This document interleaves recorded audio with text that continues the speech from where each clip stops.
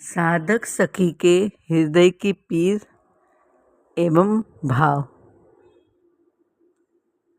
भोरीजू यहाँ 15वें भजन में श्री राधा जी के नयन कमल की महिमा गा रही है। पद की लाइन है, नैनन कोटि मनोज बसाए, आंखों में कोटि कंदर्प कामदेव को बसाए है। आइए पद देखते हैं।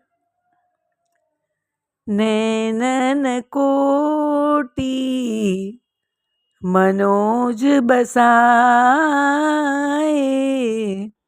नैनन कोटि मनोज बसाए, ना मानहु मोहन सो बुझऊ, ना मानहु मोहन सो बुझऊ, जिन्हें जीति के आए, मनोज बसाए, चंचल भौह भाल पर राखी, चंचल भौह भाल पर राखी, करत सदा मन भायो, करत सदा मन भायो, मनोज नसाए, नैनन कोटि मनोज बसाए, ठग मूसिकान ओठ पर राजत, ठग मूसिकान ओठ पर राजत, मन हर लेत पराए, मनोज बसाए, और हो मुख का कहो किशोरी, और हो मुख का कहो किशोरी, अंग अंग चोर सुहाए, अंग अंग चोर सुहाए, मनोज बसाए, नैनन कोटि मनोज बसाए, चंचल चोर चंचल चपल चोर मन मेरो, चंचल चपल चोर मन मेरो, रुकतन कोटि उपाए, मनोज बसाए, भोरी घटत कहाँ करुणा निधि, भोरी घटत कहाँ करुणा निधि, एक यही अपनाए, एक यही अपनाए, मनोज बसाए, नैनन कोटि मनोज बसाए, नैनन कोटि मनोज बसाए। नैनन कोटि मनोज बसाए। आइए समझते हैं। भोरीजू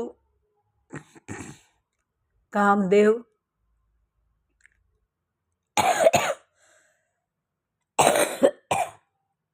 भोरीजू कहती है, कामदेव प्रेम और आकर्षण के देवता है। कामदेव का अर्थ कर्म मार्ग, कामेच्छा, कामना मोक्ष का रास्ता भी दिखाता है। मतलब कामदेव मोक्ष का रास्ता भी दिखाता है। कामदेव के और नाम मदन, मन्मथ, कंदर्प, रतिकांत, गंधर्व, पुष्पधन्वा, यक्षादि। उनके हाथों में पुष्प के धनुष और पुष्प के 5 बाण होते हैं। 5 बाण कौन से? मारण, स्तंभन, जृंभन, शोषण, उन्माद। उनकी ऋतु बसंत कही गई है। बसंत पंचमी के दिन कामदेव की पूजा होती है। बसंत मनोज का मित्र है, उनके काम में सहायता करता है।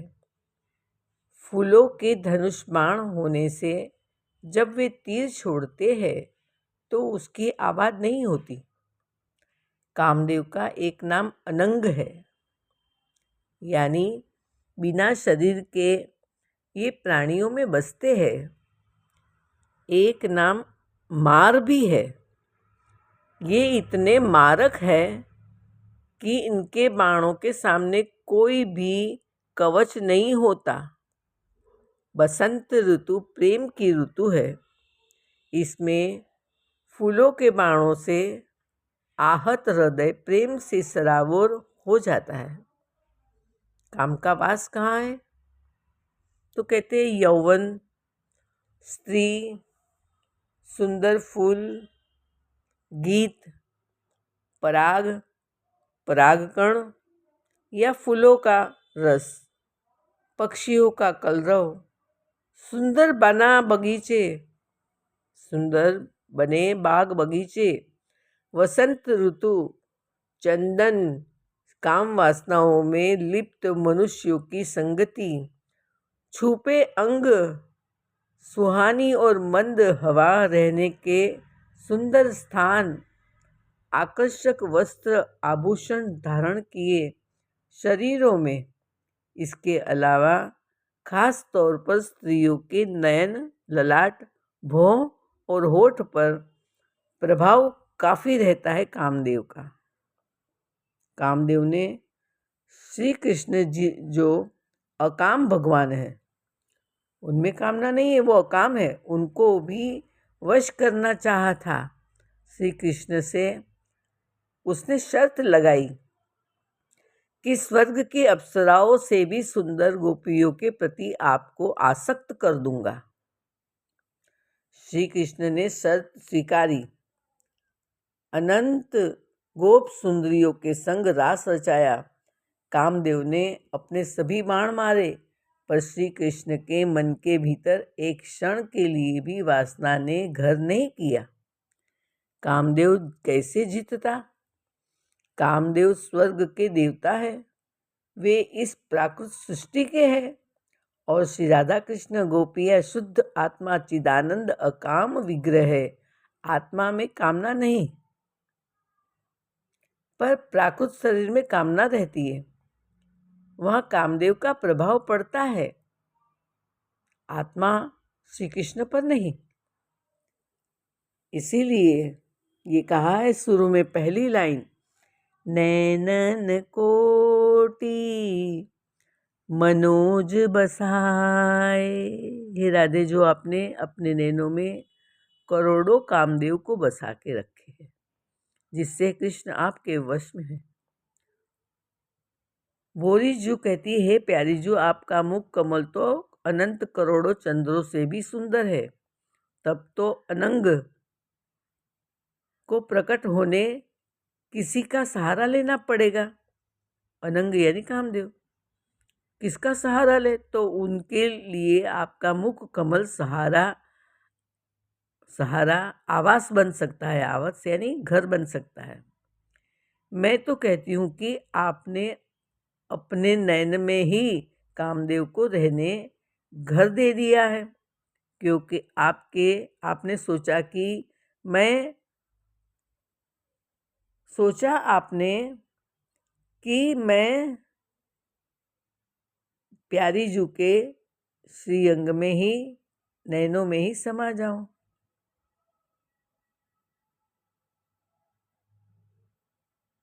आपने उनके नैनों में घर कर लिया कामदेव ने। श्री कृष्ण संसार में मधुरा भक्ति की प्रेम लीला रचाने आए हैं, पर लीला तब हो जब हम अकाम से काम युक्त बने। इसीलिए कामदेव घर रहित भटक रहे थे। उन पर कृपामयी आपने कृपा कर अपने नैनों में कोटि काम मनोज को बसा लिया। ना मानहु मोहन सो बुझो, जिन्हें जीत ले आए। कामदेव को जीत के श्री कृष्ण ला आए हैं, तो कृष्ण से पूछिए। भोरीजू कहती है, हे प्यारीजू, महाराज में हारा हुआ कामदेव आपके नेत्र में निवास कर श्री कृष्ण जी पर विजयी हो रहा है। अगर मेरी न मानो तो आप श्री कृष्ण जी से ही पूछो, जो काम पर विजय पाकर भी आपके नेत्रों में विराजमान करोड़ों कामदेवों से श्याम स्वयं को पराजित अनुभव करते हैं। कौन पराजित अनुभव करता है? कामदेव पे विजय पाकर भी आपके नेत्रों में विराजमान करोड़ों कामदेवों से स्वयं को पराजित अनुभव करते हैं, क्योंकि काम आपके नयनों के पीछे छिप के तीर मार रहा है, आपके दिए सहारे का फायदा उठा रहा है। श्री कृष्ण जो आपको दुख न हो, इसीलिए आपके नैनों के इशारों पर नाचते हैं, आपकी खुशी के लिए हारते हैं। आपने इन नैनों से ही श्याम का चित्त चुराया है। राधा जी की कृपा द्वारा ही कामदेव ने राधा जी के नैन द्वारा मोहन का चित्त चुरा के कृष्ण को हराया है। वैसे भी श्री कृष्ण जी ज़्यादातर आपसे हारते ही है, क्योंकि वो मानते हैं कि जहाँ प्रेम है वहाँ हार में ही अपनी जीत होती है। श्री कृष्ण सुख के लिए अपना सब कुछ हार जाती है, राधे भी। पीछे हमने देखा काम का वास प्रभाव नयन ललाट भों होठ से होता है, इसीलिए भोरीजू राधाजू की चंचल भों की महिमा गा रही है। सखियां तो राधाजू को अपनी स्वामिनी मानती है, पर श्याम भी राधा को अपनी स्वामिनी मानते हैं। सेवक सदा स्वामी के मुख भोए पर नजर रखता है कि स्वामी कब कौन सी सेवा के लिए कब क्या इशारा करे। प्रिया प्रीतम भी एक दूसरे के मुख की ओर ताकते रहते हैं। कहा गया है कि श्याम सुंदर चंचल है, पर आप उनसे ज़्यादा चंचल लगती है। आपके मुख कमल पर जो भी भौएं हैं वो बड़ी चंचल है। वह श्याम को अपनी मर्जी अनुसार उनको नचाने वश में करने सदा संलग्न रहती है। तभी तो वे आपके सामने सदा हाथ जोड़कर खड़े रहते हैं। ठग मुस्कानी होठ पर राजत मन हर लेत पराए, और हो मुख का कहो किशोरी अंग अंग चोर सुहाए। भोरीजू कहती है, और आपके श्रीमुख कमल पे यह होठ जिनमें कामदेव का वास है, वहां भी काम का राज चलता है। यह होठ पर कामदेव का वास चलता है, राज चलता है, वास चलता है। यह होठ की मुस्कान ठगी यानी कुटिल कपटी है, सामान्य नहीं। ऐसी मुस्कान दूसरों के मन को हरण कर लेती है, तभी तो श्याम सुंदर दीवाने होकर आपके आगे पीछे डोलते हैं। होरीजू कहती है, प्यारीजू मैं अपने मुख से क्या कहूँ, आपके तो प्रत्येक श्री अंग अंग में चोर यानी कामदेव का निवास है, क्योंकि आपका हर अंग कमल है और फूल में काम का निवास है। जैसे नेत्र कमल, मुख कमल, हस्त कमल, चरण कमल, इसीलिए सब अंग अंग में चोर कामदेव बैठा हुआ है। ऐसा भी कह सकते हैं कि नैनों में करोड़ों कामदेव से भी सुंदर श्री कृष्ण को आपने बसा के रखा है। नैनन कोटि मनोज बसाए, नैनन कोटि मनोज बसाए। श्यामा प्यारी कुंज बिहारी, जय जय श्री हरिदास दुलारी की जय हो, जय हो, जय हो।